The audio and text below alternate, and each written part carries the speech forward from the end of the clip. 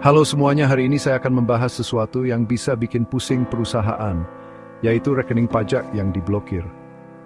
Kalau rekening bank perusahaan diblokir oleh otoritas pajak, operasional perusahaan bisa terganggu. Tapi jangan khawatir, saya punya 2 strategi jitu untuk membantu membuka blokir rekening tersebut. Pertama, mari kita pahami kenapa hal ini bisa terjadi. Ketika perusahaan punya utang pajak, Direktur Jenderal Pajak bisa membekukan rekening banknya. Ini langkah serius untuk memastikan kepatuhan pajak. Menurut data terbaru, ribuan perusahaan terkena dampaknya setiap tahun, menyebabkan keterlambatan operasional dan masalah arus kas.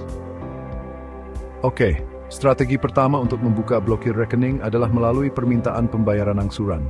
Ini berdasarkan aturan yang jelas dalam Undang-Undang Perpajakan.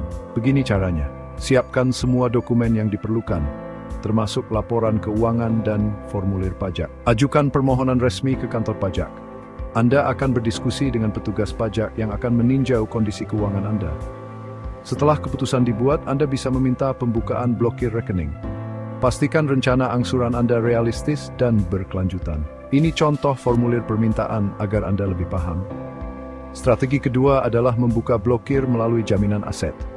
Sekali lagi, ini didukung oleh peraturan perpajakan. Begini prosesnya, identifikasi aset potensial yang bisa dijadikan jaminan. Siapkan semua dokumen yang berhubungan dengan aset tersebut.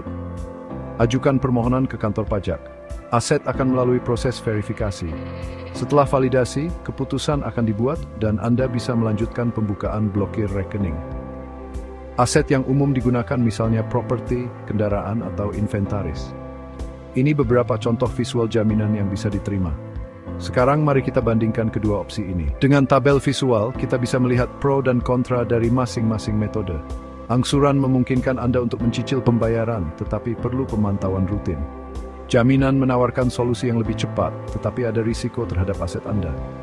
Berikut beberapa tips penting. Selalu perbarui dokumen keuangan Anda. Berkomunikasi secara terbuka dengan petugas pajak. Pilih opsi yang paling sesuai dengan kondisi keuangan perusahaan Anda. Sebagai penutup, ingat langkah-langkah kunci ini.